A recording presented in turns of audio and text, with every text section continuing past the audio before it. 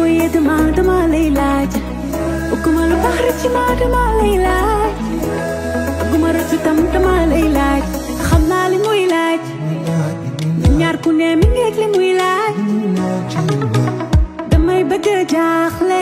ndax aw ma choix ci ñaar ñu doy waar bëgg nga ba yaa ngi xel ñaar bëgg ko xar sa xol bi ñaar baby xëy na ñi fi jot a jaar ñoo fawe sa xol ba nga foog ni ñëpp a soxor góot lu mbind da cee def ñaar te yow yaay sama genn wàll man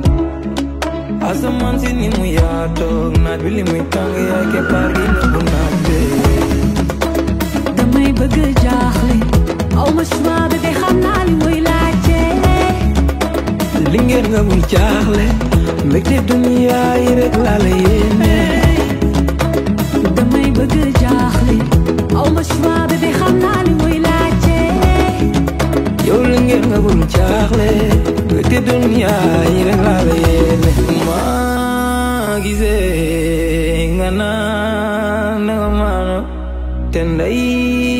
ji seex du am ci jamaale mel ni asamaan si ni mu yaatoo ak biddew yi ni ñu taaroo néeg na ma way jaaxle na xawma ki may tànn li ngeen may la ti job jegen baay balaa ko xalilu laay njaboot ga lay wutal yaay